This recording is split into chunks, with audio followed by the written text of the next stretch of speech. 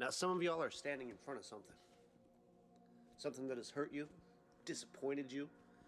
You can't make any sense of it. We've all been there.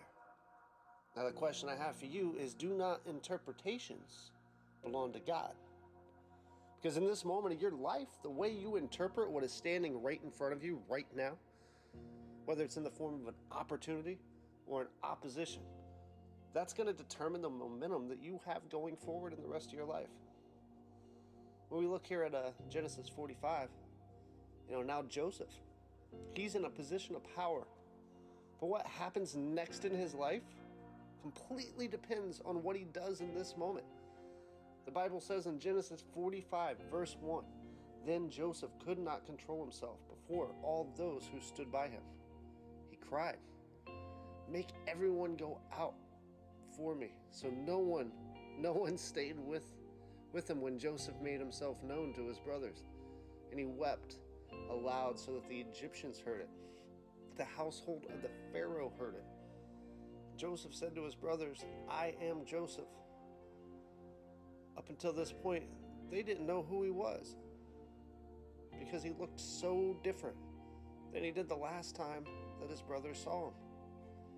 Because sometimes what God will take you through in your own life, it's going to make people who used to know you unable to recognize you.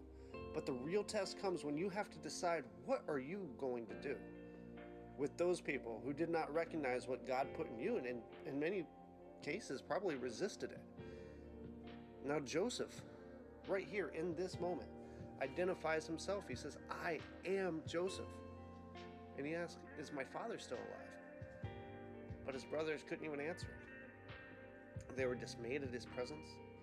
So Joseph said, "Brothers, come near me, please." He was trying to bring them close. He said, "Brothers, come near me, near to me, please." So it's really hard to interpret your situation from a distance. When you keep things at a distance and deal with things at a distance and keep it out there, refuse to ever call it closer like Joseph just did with his brothers, it's really hard to interpret your situation. I want you to think about the magnitude of this moment. When he calls the same brothers who almost ended his life, could have just destroyed him, left him in a well. When he calls them close to him, so he can just speak to him. Right now the question is, how's he going to interpret this moment?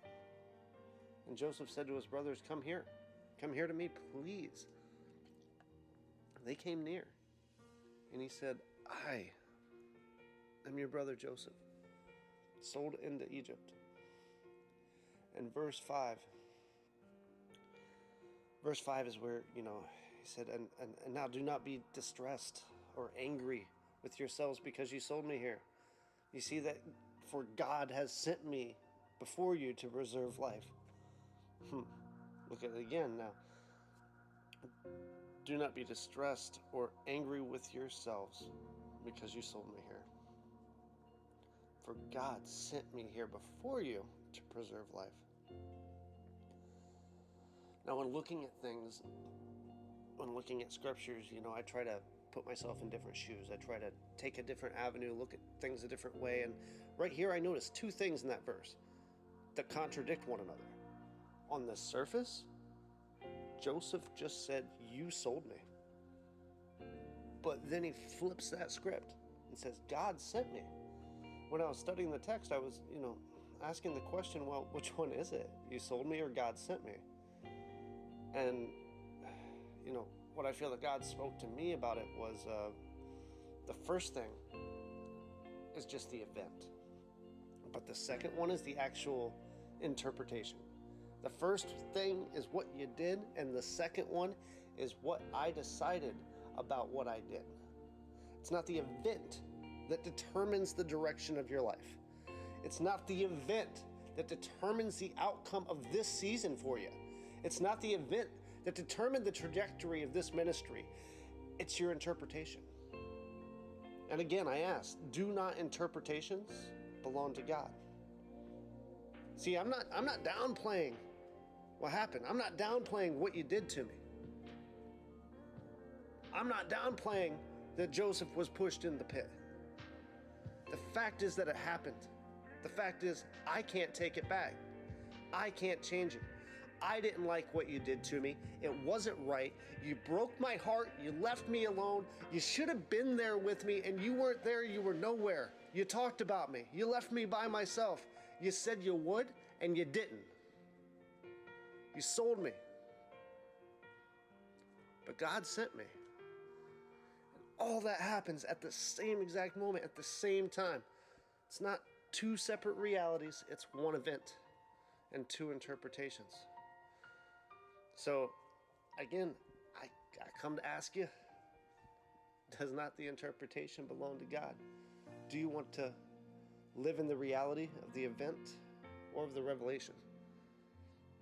You know, I used to always expect God to respond to my prayers in some crazy, noticeable way with an intervention. And the more I read the story of Joseph, I realized that in many different situations, God chose not to intervene for Joseph. God chose not to change the situation at all. I'm telling you that this kind of message, this is the kind of message that I never wanted to hear, because I thought God would always change the situation if I had enough faith to change it.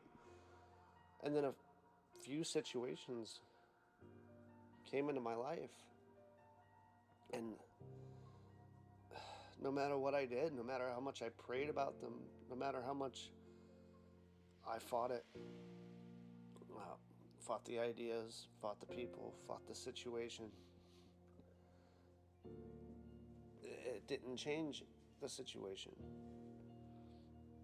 But the more I prayed, the more I started to change. I need an interpretation. I need an interpretation of what I'm going through in my life right now. I need God to show me why my children act crazy. I need God to show me how to interpret situations, the greatest gift that the Spirit can possibly give is the ability to interpret a situation. And you want the Spirit to give you the gift to interpret the situation, so that way in life, every single day, with every heartache, with every bump in the road, and with every joyous occasion, that you are able to interpret a situation according to your faith and not your feelings. And I'm learning this more and more. And my interpretation is so off at times because I interpret other people's reactions through my own insecurities. And so I keep trying to judge people's responses to me. But if I'm interpreting it through my own insecurities, I look like the grasshoppers in my own eyes, not in their eyes. That's just an interpretation. Now, when I was doing military training at one point in time, I did psychological operations for some time, and sometime you had to be trained to be able to deliver, pass on a message internationally. And the first time that I had to learn how to deliver a message internationally through an interpreter, I was nervous. So I called one of the men from our unit, happened to be a chaplain. He had preached and worked internationally more than I had ever dreamed of. And I basically just asked him, I said, "Hey, do you have any tips for me?"